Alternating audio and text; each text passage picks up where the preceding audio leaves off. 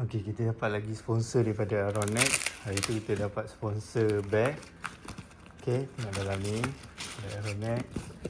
Kan? Nampak? Okey. Sekarang ni kita dah buka lagi satu pedal. Pickable pedal daripada Aeronet. Ni dapat lagi satu sponsor. Yang ni, dia punya tu untuk Zahira. Okey, yang ni dia punya cover. Bukan kakak Zahira. Okey, nampak ni. Pedal, pickable pedal Aeronet. Ni dia, cantik. Ni untuk Zahira. Tengok cover bawah dia. So kita boleh dah susun ni. So kotak ni buang lah kot, dah tak guna dah. Ha? Ni barang ni ya untuk cuci. Barang ni kita tak tepi. So ada berapa dah pedal? Dah hilang, tengok. Ada banyak pedal pedal. Okey, yang ni bola Aeronet ke?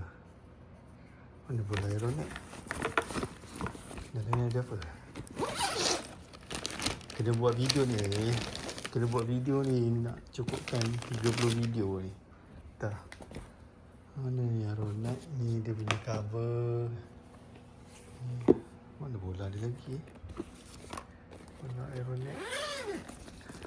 Ni tak tahu kalau dia sempat main tarawih. Tarawih nak main pickable pedal ni.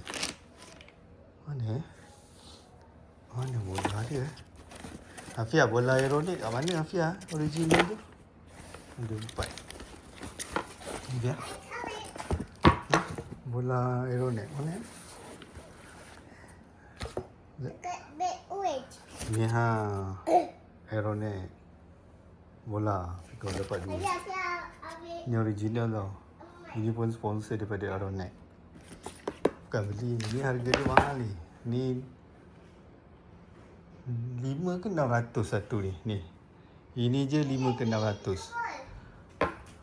Ni ada bola lagi. Itu bola. Ini semua sponsor. Mana ada beli. Kita tak pernah beli pun. Barang-barang ni semua sponsor. Nampak ni. Ini contoh kakak punya. Itu nanti dulu letak tepi.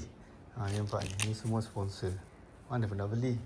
Ya, ni contoh sini kan? Ya, tu untuk gosok-gosok dia punya pedal ni. Ni. Semua free. Ya, nampak. Cantik ni daripada belakang ni. Ni bilik Zahira lah ni. Kemas bilik dia ni. Sepah-sepah. Macam Ya, nanti beg ialah beg nak pergi main pickable, nampak ni. Lambang dia Aeronet. Yelah school bag Hafia ke ni.